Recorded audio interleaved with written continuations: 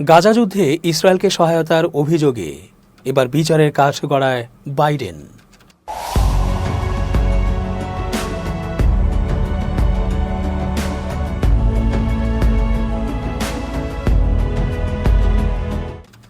আসসালামু আলাইকুম প্রিয় দর্শক, আশা করছি আল্লাহ পাকের রহমতে ভালো আছেন। চেঞ্জ টিভির আন্তর্জাতিক চোখ অনুষ্ঠানে আমি এস.জে. রতন স্বাগত জানাচ্ছি আপনাদের সকলকে। বাইডেন সহ বাইডেন প্রশাসন এবং আমেরিকা এদের দৃষ্টান্তমূলক শাস্তির দাবিতে সরব হয়ে উঠছে বিশ্ব। মানবাধিকার সংগঠন থেকে শুরু করে মানবতাবাদী মানুষেরা কথা বলে উঠছেন আরও শক্ত করে। যুদ্ধের শুরু থেকেই এই গাজা ইসরায়েল যুদ্ধের বিরোধিতা করেছে তারা।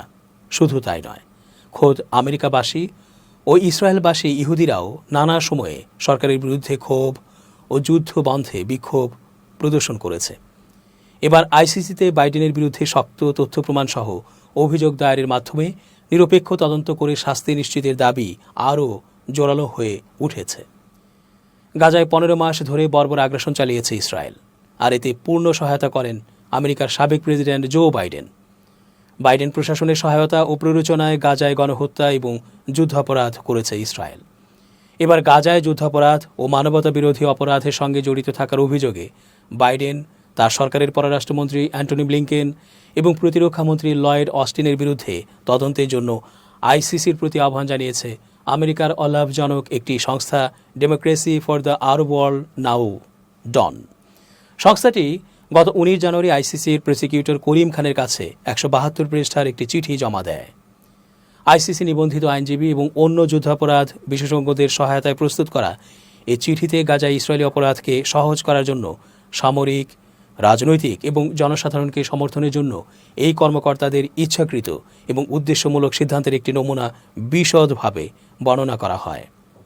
এই অভিযোগে বলা হয়, ইসরায়েলের সামরিক অভিযানে সহায়তা দিয়ে বাইডেন প্রশাসন আন্তর্জাতিক আইন লঙ্ঘন করেছে। চিঠিতে দেশটির সামরিক, রাজনৈতিক ও কূটনৈতিক সহায়তার বিস্তারিত বিবরণ তুলে ধরা হয়, যা গাজায় ইসরায়েলি অপরাধকে আরও তীব্র করে তুলেছিল। ডনের আবেদনে উল্লেখ করা হয়, ইসরায়েলকে দেয়া কমপক্ষে $17.9 বিলিয়ন অস্ত্র সহায়তা, গোয়েন্দা তথ্য ভাগাভাগি, কূটনৈতিক সুরক্ষা এবং ইসরায়েলের অপরাধের আনুষ্ঠানিক অনুমোদনের মতো বিষয়গুলোতে বাইডেন প্রশাসনের প্রত্যক্ষ ভূমিকা নির্দেশ করে।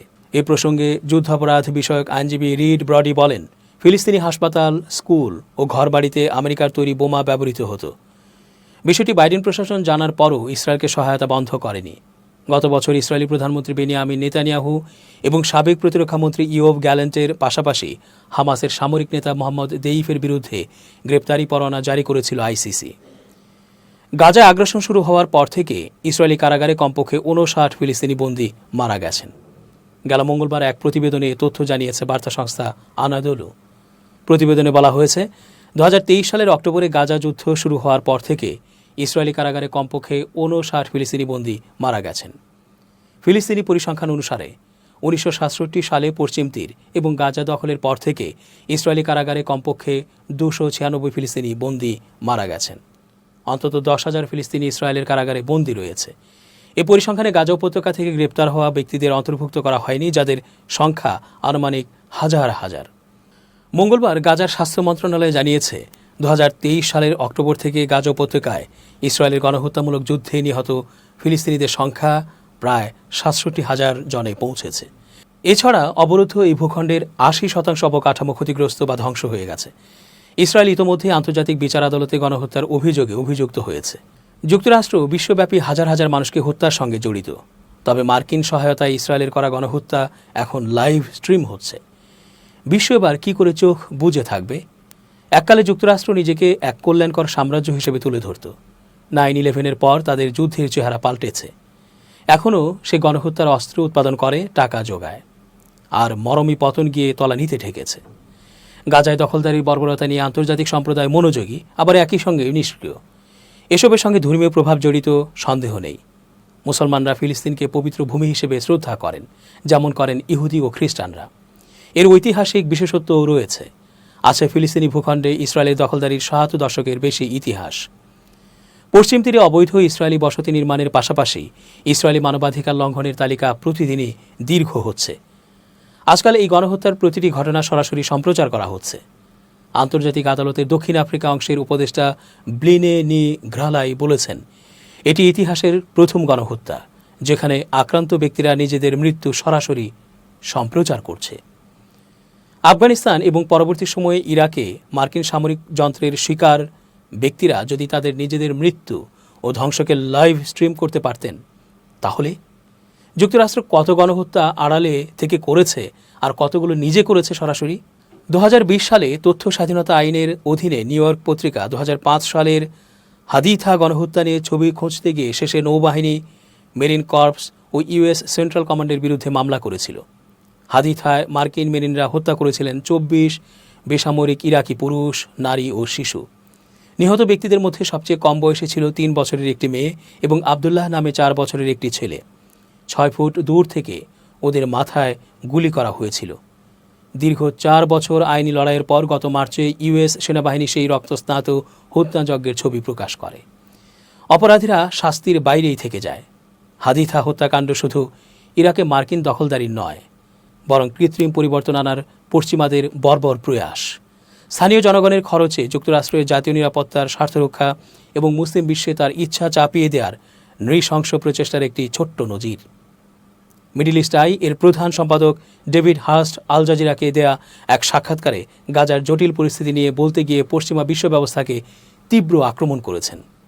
তিনি বলেছিলেন, গত 3 দশকে পশ্চিমা, অর্থাৎ তাদের ভাষায় উদারপন্থী জোট যা করছে তার কিছুই কার্যকর হয়নি। তবু একই রকম কাজ তারা করেই যাচ্ছে। আফগানিস্তান ও ইরাকের চিরন্তন যুদ্ধ থেকে শুরু করে ইয়েমেন, পাকিস্তান ও সোমালিয়ায় ড্রোন দিয়ে আক্রমণ চালানো বারাক ওবামার নো বুট অন গ্রাউন্ড যুক্তরাষ্ট্রের মরমী মৃত্যুকে আরও নিশ্চিত করেছে। এ কেবল হত্যা এবং ধ্বংসযজ্ঞ নয়, এর সঙ্গে আছে অধ্যত্ব আর ভণ্ডামি। গাজার হাসপাতাল, মসজিদ, গির্জা ও 500টির বেশি স্কুলে যে বোমা ফেলা হয়েছে সেগুলো মূলত যুক্তরাষ্ট্রের। ইসরায়েলি যুদ্ধাপরাধ ও মানবাধিকার লঙ্ঘনের প্রতি মার্কিন সমর্থনই এই দখলদারকে তার চলমান গণহত্যা চালিয়ে যেতে দিচ্ছে। ইসরায়েলি সন্ত্রাস টিকে থাকে প্রায়ই তার নিজের নাগরিকদের প্রাণের বিনিময়ে। এই সব কিছু মিলে যুক্তরাষ্ট্রের মরমী মৃত্যুর কফিনে শেষ পেরেক ঠুকে দিচ্ছে। 2003 সালে র্যাচেল কোরি নামের 23 বছর বয়সী মার্কিন রাজনৈতিক কর্মী গাজায় ইসরায়েলি বুলডোজারে পিষ্ট হয়ে মারা যান। বুলডোজারটি ছিল প্রতিরক্ষা কার্যক্রমের অধীনে আমেরিকানদের কাছ থেকে কেনা। ইসরায়েলের মার্কিন নাগরিকদের হত্যার বিষয়ে কয়েক দশক ধরে নীরব। যুক্তরাষ্ট্র ইসরায়েলের মার্কিন নাগরিকদের হত্যার বিষয়ে কয়েক দশক ধরে নীরব। স্টেট ডিপার্টমেন্ট তার নিজের নাগরিকদের হত্যা নিয়ে কথা বলতে চায় না। এই সপ্তাহে ইসরায়েলি বাহিনী 26 বছর বয়সী আয়েস নূরকে গুলি করে হত্যা করেছে। তুর্কি মার্কিন আয়েস নূর বিক্ষোভে অংশ নিয়েছিলেন নাবলুসের দক্ষিণে অবৈধ ইসরায়েলি বসতির বিরুদ্ধে। ইসরায়েলি কর্মকর্তারা বলেছেন যে তারা বিষয়টি দেখবেন। এই একই হতাশাজনক প্রতিক্রিয়া কয়েক দশক ধরে প্রতিধ্বনিত হয়ে আসছে। যুক্তরাষ্ট্রের প্রতিক্রিয়াও একই থাকবে। কাঁধ ঝাঁকিয়ে বিষয়টা এড়িয়ে যাবে তারা। ফিলিস্তিনে ইসরায়েলি দখলদারির ব্যাপারে যুক্তরাষ্ট্র কোনো সালিশকারী নয়, পক্ষপাতহীন কণ্ঠস্বর তো নয়ই। যুক্তরাষ্ট্র হলো এই সমস্যা টিকিয়ে রাখার অন্যতম কারণ। গাজা গণহত্যা যুক্তরাষ্ট্র ঘটিয়েছে। মার্কিন নাগরিকেরা কি তাদের নামে ঘটা এই হত্যাকাণ্ডের দায় নেবেন? গত বছরের নভেম্বরে এক মার্কিন মানবাধিকার কর্মী এক দারুণ প্রতিবাদী ভাষায় গণহত্যার বিরুদ্ধে তার অবস্থান জানিয়েছিলেন। অবরুদ্ধ গাজায় ফিলিস্তিনিদের ওপর ইসরায়েলের গণহত্যা ও অভুক্ত রাখার প্রতিবাদে 3 দিন ধরে অনশন ধর্মঘট পালন করেছিলেন মার্কিন মানবাধিকার কর্মী হাজামি বারমাদা। ওয়াশিংটনে মার্কিন স্টেট ডিপার্টমেন্ট এবং হোয়াইট হাউসের কাছে অবস্থান নিয়ে বারমাদা এই ধর্মঘট শুরু করেন। বারমাদার অভিযোগ, বাইডেন প্রশাসন, বিশেষত মার্কিন পররাষ্ট্রমন্ত্রী অ্যান্টনি ব্লিংকেন গাজায় মানবিক সংকট সৃষ্টিতে ইসরায়েলকে সহযোগিতা করছেন।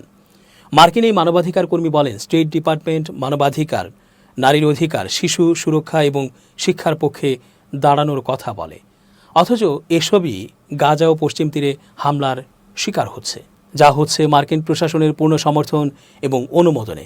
মার্কিন অস্ত্র ইসরায়েলের কাছে সরবরাহ করা হচ্ছে, যা নিরীহ বেসামরিক লোকদের হত্যা এবং শিশুদের অভুক্ত রাখার কাজে ব্যবহৃত হচ্ছে বলেও উল্লেখ করেন বারমাদা। হাজামি বারমাদা মার্কিন প্রশাসনের কাছে ইসরায়েলের ওপর নিষেধাজ্ঞা আরোপের আহ্বান জানিয়েছিলেন। তিনি দাবি জানিয়ে বলেন, আন্তর্জাতিক আইন লঙ্ঘনের জন্য ইসরায়েলকে শাস্তি দেওয়া উচিত। তার দাবিগুলো ছিল: 1. মানবাধিকার লঙ্ঘনের জন্য ইসরায়েলকে নিষেধাজ্ঞার আওতায় আনা। 2. ইসরায়েলের কাছে মার্কিন অস্ত্র সরবরাহ বন্ধ করা। 3. গাজায় খাদ্য ও মানবিক সহায়তার প্রবেশ নিশ্চিত করা। এই মার্কিন মানবাধিকার কর্মী বুধবার বলেছেন, গত 3 দিন ধরে চলা এই অনশন ধর্মঘটে তিনি ইতোমধ্যেই 22 পাউন্ড ওজন হারিয়েছেন এবং তার শরীরে ক্ষুধার প্রভাব পড়তে শুরু করেছে। বার্মাদার ভাষায় ক্ষুধা যখন শরীরে প্রভাব ফেলে, অঙ্গ প্রত্যঙ্গ তখন কাজ করা বন্ধ করে দেয়। শিশুদের ক্ষেত্রে এই প্রক্রিয়া আরও দ্রুত ঘটে। প্রতিটি দিনই গুরুত্বপূর্ণ।